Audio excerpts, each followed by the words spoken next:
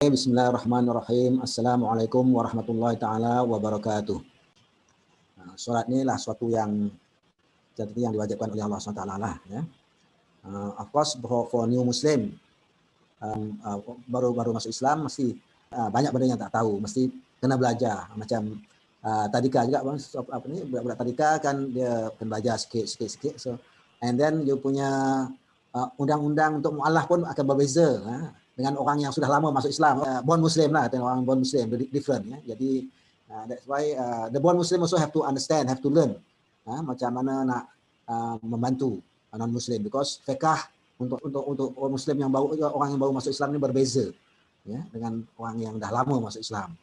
Tentulah, maknanya orang yang dah lama ni dia dah sepatutnya banyak dah ilmu dia, maknanya dia ibadah dia lebihlah sudah sempurna lah. So peringatkan semula tentang firman Allah SWT, ya kan? A'udzubillahi minasyaitonir rajim. Innani anallah la ilaha illa ana fa'budni wa aqimis shalah. Innani indeed, atau sesungguhnya, ana Allah, aku adalah Allah.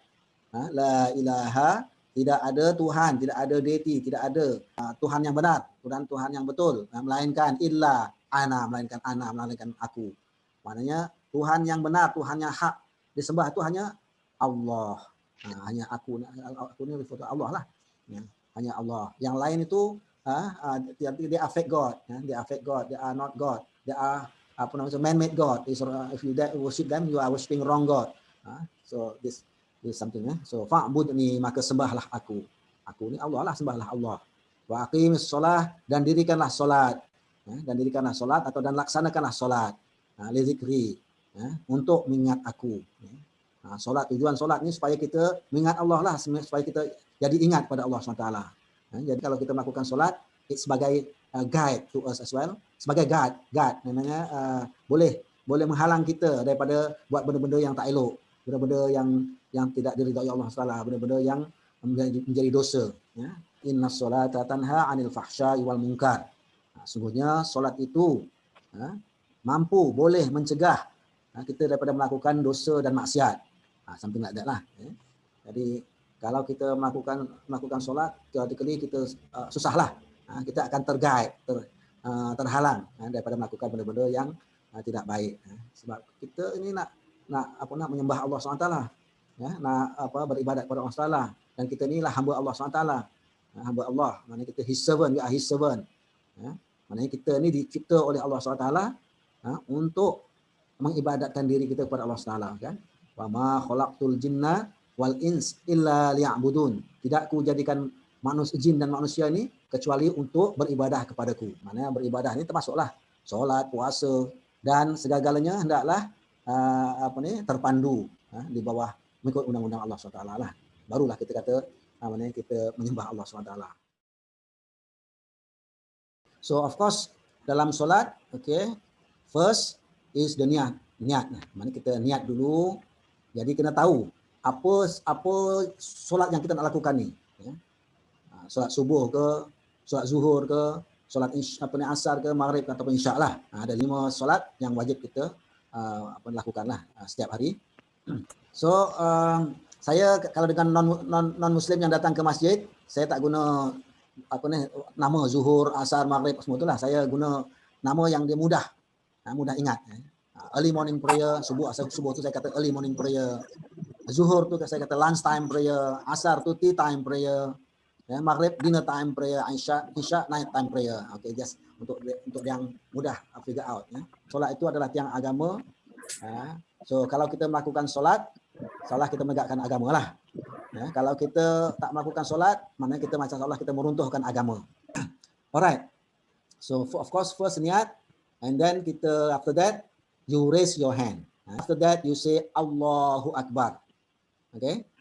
Raising your hand ni macam ni, theoretically is a symbol of surrendership. Tapi kalau orang Jepun ada yang tak tahu, jadi saya kena demonstrate cara lain. Okay, kalau dalam orang Jepun saya explain. Katakan dalam army itu ada yang tahu. Okay, in the army katakan orang tunjuk senapang, senapang dia angkat tangan. That is called surrender. You menyerah diri. Okay, surrender, menyerah diri kepada siapa? Atau surrender kepada siapa? Of course kita surrender kepada Tuhan lah. surrender kepada Tuhan. Surrender, menyerah diri. Dalam menyerah diri ini of course kita tunduk, patuh. Ya. Maknanya kita menunjukkan kita akan tunduk, kita akan patuh kepadanya. We submit. We are submitting to God. Ya. So this one is a symbol that we are submitting to Him. Selepas solat ni akan terus, dia akan terus tunduk dan patuh kepada Allah SWT. Itu bukan dalam solat saja, mana di luar solat pun, di mana saja kita berada, kita harus kita sewajarnya surrender kepada Allah SWT dan kita submit to Him. Okay? Jadi kita kena sedarlah masa solat tu kita angkat tangan tu, aku tengah surrender, I'm surrendering myself to God ni. And then you say after that you say to God, Allahu Akbar. Ya. Oh Allah, you are the greatest, oh Allah. Kan? You see? Oh Allah, you are the greatest. Allahu Akbar. Mana Allah Akbar? You are the greatest. Of course, Allah, oh Allah, engkau maha besar. Itu macam bahasa Melayu lah. Oh Allah, engkau maha besar. Maknanya maha besar ini bukan maha besar dalam bentuk fizik lah. Maknanya besar, size besar ke apa semua. Dalam bentuk status dia. Ya, dalam bentuk kedudukan dia. Dalam bentuk martabat dia sebagai Tuhan. Ya. All is under His kingdomship. Under His kingdom. The kingdom is so vast. Of course, the God who created it must be maha agung, maha besar. Yeah? So itu kedudukan dia. Alright. So kita admit kat sini kita surrender to Him and we admit that Allah maha besar. We say to Him, we say sincerely to Him, oh Allah, Engkau lah maha besar, Engkau maha besar. And then apabila you dah sebut Allah maha besar, yang lain jadi kecil lah. Ya, yang lain dia jadi kecil, semuanya jadi kecil, asyik-asyik like that. Ya. Jadi jangan kita distracted lah. So you know that in your prayer you are surrendering to Allah and you have told Allah just now He is the greatest. Ya. So other than Him is mana tak kecil. Ya. Okay. After that, what you do is you are folding your hand. Macam ni, you are clasping your hand. So put your right hand on top of the left hand. So like this. Okay, and then your head should always look down lah. Okay, why you clasp your hand, why you fold your hand? This is as if that you are tying yourself in order for you to helping you to focus to God. Okay, you cuba kalau you tak buat macam ni, katakanlah ayo sebab Allah, you sebut Allah Akbar, and then you terus turunkan tangan, turunkan tangan ke bawah. Tak buat macam ni lah, terus turunkan ke bawah. Ada beza tak rasa dia dengan kalau you buat macam ni?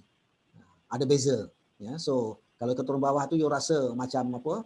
Tak kurang serius etc. lah. Tapi kalau you buat macam ni, ya, it makes you more serious.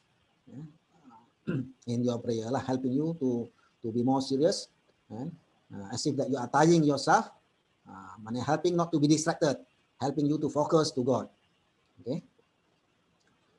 So head down. Dalam solat kita tak boleh pandang muka kita ke langit lah, pandang ke atas. Pandang atas solat itu biasanya kalau pandang atas itu tanda orang yang sombong lah. Ya. So we should look down. Maksudnya tunduk ke bawah. Kepala kita tunduk ke bawah. Kenapa tunduk ke bawah? Tunduk ke bawah ni a symbol of guiltiness to God. You know, you tahu guilty kan? So guilty dalam court. Di dalam court normally if someone found guilty to be hanged or to be imprisoned, so dia terus pandang bawah. Pandang bawah, ketakutan, malu, whatever lah. Ya. So kita, yes, we should feel guilty to God because probably we make a lot of mistake to Him. We make a lot of errors to Him. We make a lot of sin to Him. Ya. So in front of God, so make yourself humble to Him. Feel guilty to Him. You know, there are a lot of things that maybe kita bersalah dengan Allah SWT. So looking down juga merupakan simbol ketundukan kepada Tuhan lah. Okay, so you remember, you memang kena patuh kepada Allah SWT lah, kepada Tuhan yang mencipta kita. Okay, Tuhan yang mencipta kita dan Dia nak kita jadi hamba Dia. You know hamba. So after this, you read surah Al-Fatihah, itu wajib lah dalam solat. You baca surah Al-Fatihah, itu wajib. Jadi kalau ni Muslim tak hafal lagi, you hafal lah mana yang you hafal. Kalau setakat Bismillahirrahmanirrahim hafal, yang lain tak hafal, maybe you can read 7 times. So, Bismillahirrahmanirrahim, Bismillahirrahmanirrahim, Bismillahirrahmanirrahim, Bismillahirrahmanirrahim. Sebab dalam Al-Fatihah itu ada 7 ayat. Ya. So of course you tak hafal semua, takkanlah bismillahirrahmanirrahim terus saja rukuk kan ya. So maknanya lebih kurang dia punya ini kena samakanlah dengan orang yang baca Al-Fatihah, baca Fatihah secara komplit. Alright ya. So kalau you setakat boleh baca bismillah aja, hafal bismillah aja tak apalah dalam solat you baca bismillahirrahmanirrahim, bismillahirrahmanirrahim seven times. So next time of course you have to learn, you have to improve. Okay, you hafal pula alhamdulillah, bismillahirrahmanirrahim, alhamdulillahirabbil alamin, bismillahirrahmanirrahim, alhamdulillahirabbil alamin etc. Ya. So sampai you mampulah. Alright. So I just read 3 verses of surah Al-Fatihah. So for you to have the feeling, especially sebenarnya apa yang saya share ni, you boleh juga share kepada kawan-kawan. You boleh macam saya gunakan benda ni to do soft dakwah kepada non-Muslim lah yang visit masjid. So maknanya secara indirect dakwah. So bagi perdengarkan mereka Quran itu dan bagi makna sekali lah. Dan kita taklah secara detail. Alright. So I read 3 verses of the surah of Al-Fatihah. So we share and how you feel about the Quran. Maybe you pun ada yang baru ni, maknanya tak berapa mendengar Al-Quran. So we read and we give you some meaning of it. Bismillahirrahmanirrahim. Alhamdulillahi Rabbil Alamin, Ar-Rahmanir-Rahim. Okay. So you can read dalam bentuk lagu ataupun bentuk plain ni. Plain, dalam bentuk plain tu Bismillahirrahmanirrahim, Alhamdulillahi Rabbil Alamin, Ar-Rahmanir-Rahim. Itu bentuk plain lah. So ataupun dalam bentuk lagu macam saya lakukan tadi lah ya. Alright. So I have read 3 verses. Yeah. The first verse is Bismillahirrahmanirrahim. Second verse is Alhamdulillahirabbil alamin. The third verse is Ar-Rahman Ar-Rahim. Okay. Alright, makna dia. So dalam solat ni kalau kita tahu makna dia, of course make us to makna Bismillahirrahmanirrahim. Bergaris? Ya Tuhan, dengan nama Allah yang Maha Pemurah lagi Maha Penyayang. Okey. Alright, itu sebenarnya banyak makna, banyak apa yang bergantung kepada translator lah. Ya, so ini salah satu lah yang tadi Bismillahirrahmanirrahim, maknanya dengan nama Allah yang Maha Pemurah lagi Maha Penyayang. Okay, in the name of Allah, the most kind, the most loving. Okay, samalah. In the name of Allah, the most merciful, the entirely merciful pun semua tak ada bercanggah tu ya. Cuma maknanya kita yang bergaris tadi bagi ya, dengan nama Allah yang Maha Pemurah lagi Maha Penyayang. Okey. Bismillah dengan nama Allah. Apa lesson yang boleh kita dapat dari situ? Dengan nama Allah. Jadi sebenarnya ia mengajar kita ya, untuk melakukan semua perkara hendaklah dengan nama Allah. Ya. Whatever works you want to do it in the name of Allah. Do it for the sake of Him. Okay. Otherwise you tidak akan dapat pahala daripada Allah SWT. Allah SWT tidak akan memberi pahala kepada kita kalau kita buat sesuatu not in His name. Kalau kita katakanlah kita pergi masjid, kita solat berjemaah di masjid, sepatutnya solat berjemaah di masjid tu kita dapat 27 kali ganda lah solat pahala kalau kita buat persendirian. Tapi kita pergi masjid tu bukan kerana Allah, mungkin kerana pak mertua kita ke contohlah kan not for the sake of Allah, then Allah will not give us the pahala. Maknanya the chances untuk masuk syurga Allah SWT itu very slim lah. Ya. Gitulah asih gitu ya. Tetapi kalau kita banyak pahala, Allah terima amalan kita, insya-Allah ada tendensi untuk kita masuk syurga. The chances is very high lah. Okay, bismillah ya. That's why kita makan dengan mulakan bismillah kan gitu. Jadi buat apa-apa bismillah, tapi tak semestilah bismillah ni kita sebut kuat-kuat. Kita boleh sebut dengan pelan-pelan ke, atau dalam hati ke, atau dalam niat ke ya. So do it for the sake of Allah SWT. Tak semestinya kita kata bismillah. Tak apa, nak cakap macam tu pun okey. Nak mulakan kerja apa-apa ke, nak masuk kereta ke bismillah. Okay? Nak makan bismillah. Whatever, nak mandi bismillah, whatever lah. Ya. So you know, it give you alertness lah tentang kewujudan Allah, dan Allah melihat kita dan sebagainya lah. That's why it helps us that. Okay ya. Of course kita tengoklah kalau kita nak makan tu baca bismillah pun, tapi makanan kita tu tengok halal ke haram ke. Jadi of course make sure makanan kita, benda yang kita nak makan tu benda yang halal lah. Kalau sekiranya ayam tu ayam yang disembelih lah. Ya. Kalau daging tu daging lembu yang disembelih lah. Oleh disembelih dengan nama Allah oleh orang Islam, bukan disembelih oleh dengan nama Allah daripada orang yang bukan Islam. Orang kalau sebut nama Allah pun kalau bukan daripada orang Islam, so daging itu tidak menjadi halal. Alright. So then you say Bismillah. So of course after you have finished eating, you say Alhamdulillah, etc. Kan? Okay, Bismillah. Anybody nak tanya soalan apa-apa? You are welcome. Okay. Alright. After that is Ar-Rahman. Ar-Rahman maknanya you are the most kind, oh God. Tadi kan ya. Bismillahirrahmanirrahim. Bismillah ar-Rahman-ar-Rahim. Bismillah dengan nama Allah. Ar-Rahman. Ya, Allah the most kind. And then after that Ar-Rahim, Allah the most loving. Okay. Rasa tak? Benar tak Allah itu very kind? Most, the most kind. Rasa tak? Ya. Allah pemurah kepada ciptaan dia. Semua ciptaan dia, ya, tak kisah dia tetap bagi rezeki. Ya, sama ada dia Islam ke, tak Islam ke, Allah tetap kind to his creation. Whether you are Muslim or you are not Muslim, you are believer or you are not believer. You are arrogant to him, you hate him, you don't like him, dia tetap bagi you rezeki. Alright. So Ar-Rahim. Bismillahirrahmanirrahim. Ar-Rahim. He is the most loving. Okay? He is especially loving. Dia pun love benar. Dia love dia punya creation juga. Tapi kat sini lebih kepada he is especially loving. He is loving for siapa? He loves siapa? Hamba-hamba. Hamba-hambanya yang taat dan patuh kepadanya, yang tak arrogant kepadanya, ya. Yang beriman kepadanya, believers to him, submit to him, taat, obedient. Betul. The next one ialah alhamdulillahirabbil alamin. Kita tahu kan alhamdulillahirabbil alamin, maknanya segala puji hanya maknanya untuk Allah SWT. Segala puji-pujian hanyalah untuk Allah SWT. Maknanya kita puji-puji, yang penting ialah puji Allah SWT. Dan puji-puji ini ialah ucapan alhamdulillah ni ialah ucapan orang-orang yang beriman kepada Allah SWT lah. Jadi walau apapun kita senang susah, alhamdulillah, alhamdulillah, alhamdulillah, itu ucapan orang yang beriman kepada Allah SWT. Accident, ya, kita janganlah bersyukur. Kita yalah, dalam hati kita tu katakan alhamdulillah, atau sebut tak apa, alhamdulillah aku tak mati.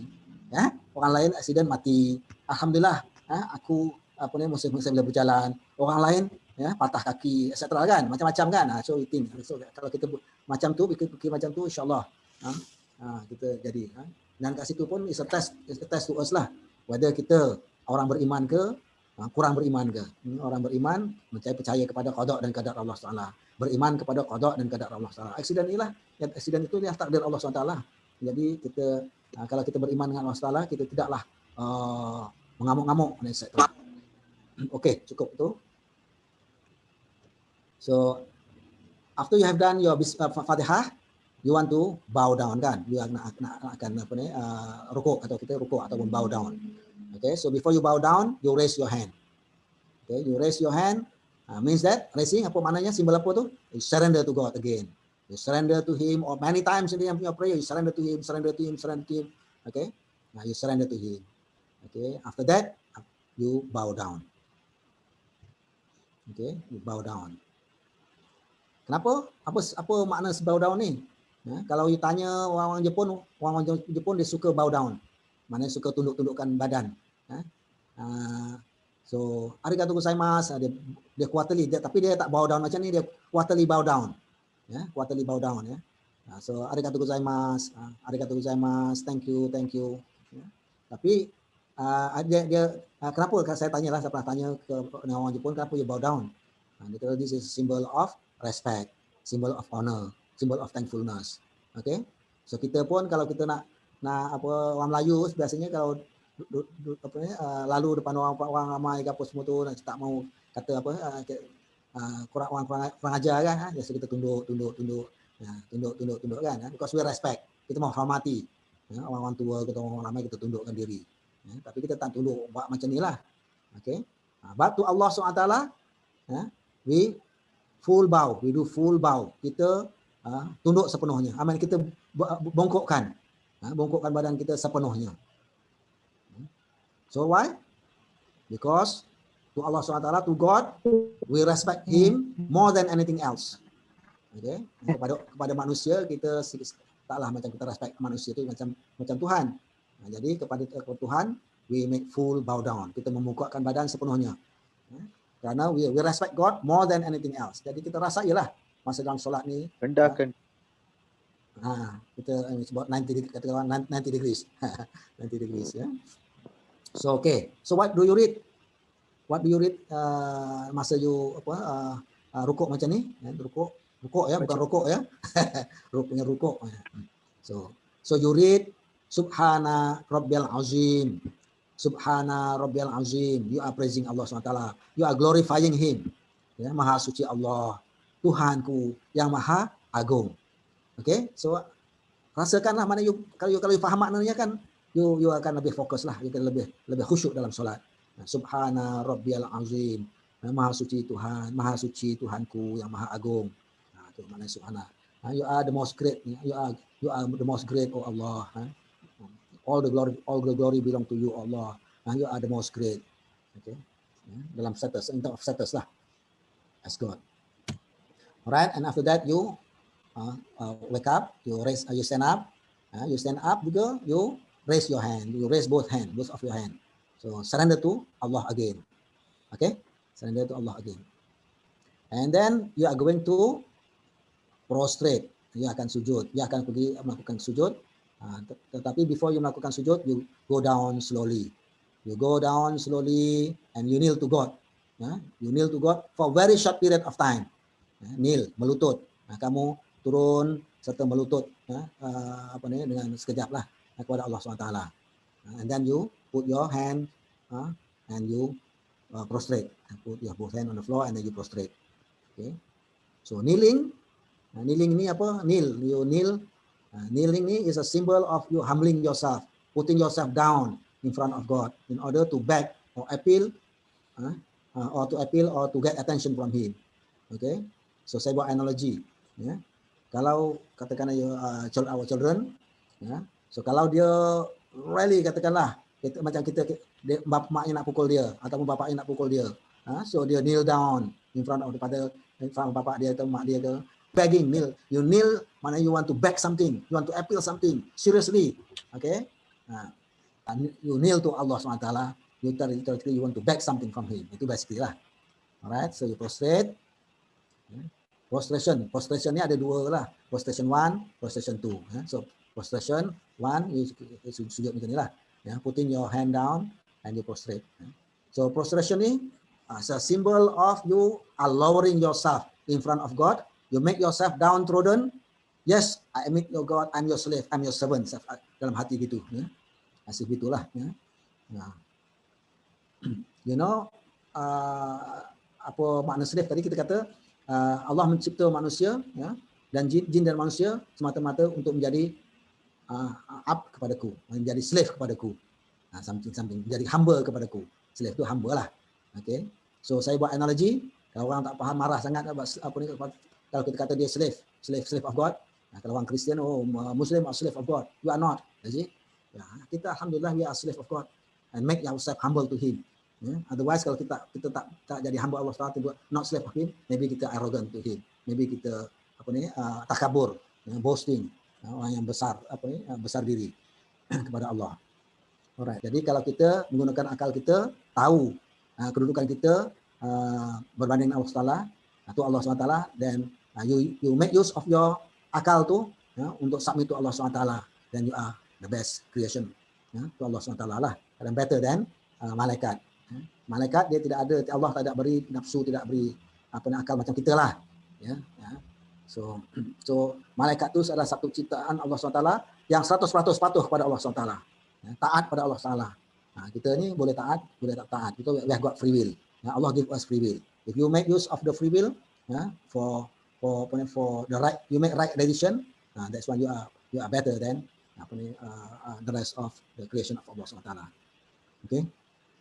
So when you are at the lowest point macam ni, macam mana you are at the lowest point? When you are at the lowest point, you read, what do you read? What do you say to Allah? You read, you say to Allah, Subhana Rabbiyal A'la. Subhana Rabbiyal A'la. What is A'la? In Arabic, A'la means the most high. Okay. When you are at the lowest point like this, you tell God, oh God, you are the most high, oh God. All glory belong to you, oh Allah. And you are the most high, oh Allah. You see? Yeah? How beautiful it is. Yeah? This is a real worship to God lah. What a perfect and beautiful way of worshiping God. This is a real gift from God. Ya. Sebenarnya dengan apa ni ke prophethood of Muhammad dan keislaman Islam yang semasa Nabi Muhammad itu is being perfected. So everything is being perfected by Allah Taala. The way to worship Him also being perfected. And this is the perfect way of worshiping God. So this is a real worship to God. It's a real gift from God. We have to be thankful to God. And you also feel kalau you stress pun, kalau macam ni pun, your stress akan jadi kurang lah, tak? Alright. So after that, okay, you wake up and you kneel to Allah SWT. You kneel to Allah SWT for a bit longer period of time lah. Of course yang lain-lain pun kalau you suduk macam ni, you are kneeling dalam tahiyat awal, tahiyat akhir, so you are also sedang melutut pada Allah Taala. Ya, dalam tahiyat akhir lebih lama lah, you melutut pada Allah Taala yang lebih lama. Tahiyat awal agak compare dengan tahiyat akhir kurang lama lah, dan duduk antara dua sujud, macam ni duduk antara dua sujud. So we kneel to God because we seriously want to beg something or to appeal something from Him. Semasa duduk antara dua sujud ni, you sedang melutut pada Allah Taala. You melutut untuk apa? You beg Him. Rabbighfirli warhamni wajburni warfa'ni and so on. Okay? Rabbighfirli, oh Allah, forgive me, oh Allah. Okay? Rabbighfirli warhamni, have mercy on me, oh Allah. Rahmatilah aku ya Allah. Wajburni, hide all my shortcoming, oh Allah. Okay, etc. lah something ya. Nah, ini saya buat sikit lah ya. So try to understand the meaning so that you akan bertambah khusyuk dalam solat you. So after that, you prostrate kali kedua kan? You prostrate for the second time. Okay, so with the same philosophy lah. Philosophy tadi kita dah beritahu. So you are telling God, oh God, you all the glory belong to you, oh God. You are the most high, oh God. Yeah? You see, so how beautiful it is lah. Yeah? And then after that, you bangun. You bangun. Tak terus naik atas, tak terus stand up. Ya. You bangun sekejap, you kneel to God for a very short period of time, and then you wake up. And then, you have done already one cycle. You have done already one rakaat. Okay. So if you repeat, you are going for the second rakaat lah, kan? Ya. Lepas tu you sama bangun, and then you dakapkan, you fold your hand like this, and then you head down, and then you read with Fatihah, and so on, kan? So ni kira you are repeating lah. Okay. Kalau zuhur tu cycle, kalau zuhur 4 cycle lah. Kalau ada tahiyat awal, ada tahiyat akhir. Kalau subuh 2 cycle. Ya, tak ada tahiyat awal. Tahiyat awal tu jadi juga tahiyat akhir. Ya, kalau subuh kan. Ya. So ini last. Ini function masjid lah. Kita beritahu fungsi masjid. Kalau orang tanya apa fungsi masjid, salah satunya is a prayer house lah, praying house. Ya. Maknanya rumah ibadat untuk orang Islam. Okay, kat situ kita solat berjemaah, etc. And at the same time, masjid juga fungsi masjid ialah as education institution. Okay, educating educating children, the young, and the elders lah. Okay, whatever form. Kalau kat masjid negeri ni ada library. Kita ada library, kita ada ruang untuk apa ni buat pengajian. And then untuk community services. Macam community services ni itulah macam funeral, orang meninggal, apa semua tu, example orang kahwin. Kalau masjid negeri itu ada, of course buat solat jenazah, dan apa ni ada bilik pengantin, pengantin. Siapa nak jadi nak kahwin bolehlah pergi masjid negeri, murah aja dia punya sewa dia, tak sampai ribu-ribu. Okay, so the next one is for social interaction. You boleh apa ni berbincang, ajak kawan datang masjid, berbincang di masjid, bawa komputer, bawa laptop, etc. So ini for social interaction lah. So that's all I think for Alhamdulillah. Okay. So thank you so much for your patience. Shukran, arigatou gozaimasu.